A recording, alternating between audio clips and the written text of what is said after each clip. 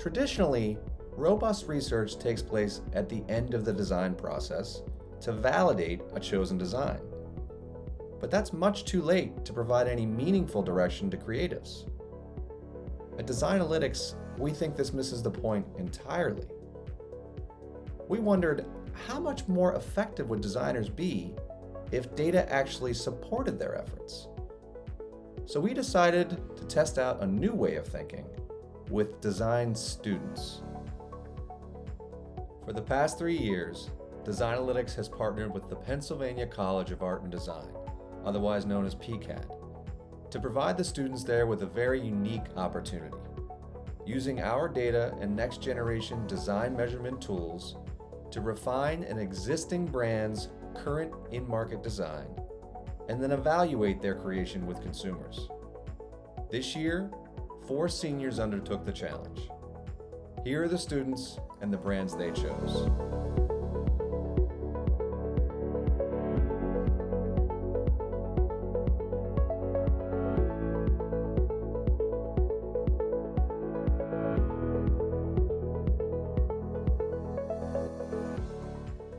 To start, we provided each with an assessment of their chosen brand's current in-market design, as well as that of its competitors.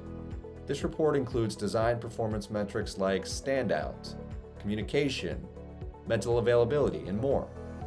It helps to point out the strengths and weaknesses of each design, as well as show differentiation opportunities within the category. From the moment they read that data, they're in go mode. Like, here we go.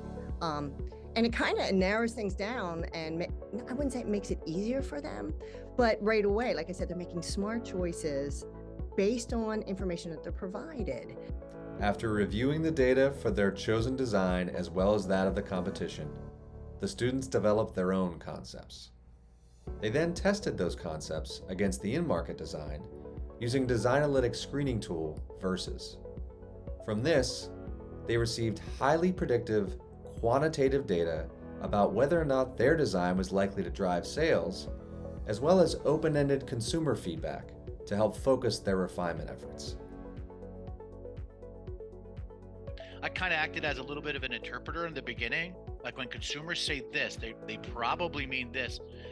And I'm saying this because see this problem here on the package, or if I pull this far away, look how you can't read that.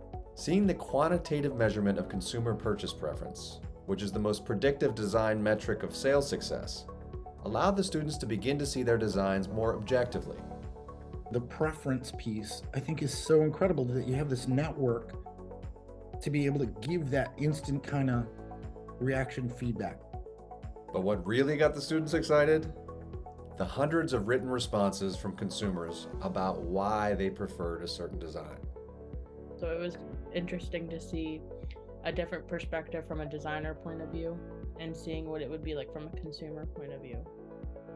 Really clears up that like blurry line of, okay, this is an individual telling me this, but I think this, who's right? It's like you're not thinking about who's more, qualified to be saying this. When you're seeing it in a trend, It's really what the consumer wants and the client wants. And the students need to hear that and see that, real, like I said, put the egos aside and let's take this information and learn from it. I think it's important when it comes to packaging to, if you're going to make changes or improvements or design a new package, that it comes from an informed perspective.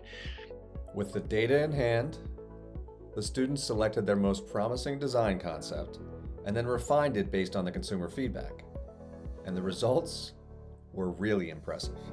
Check it out.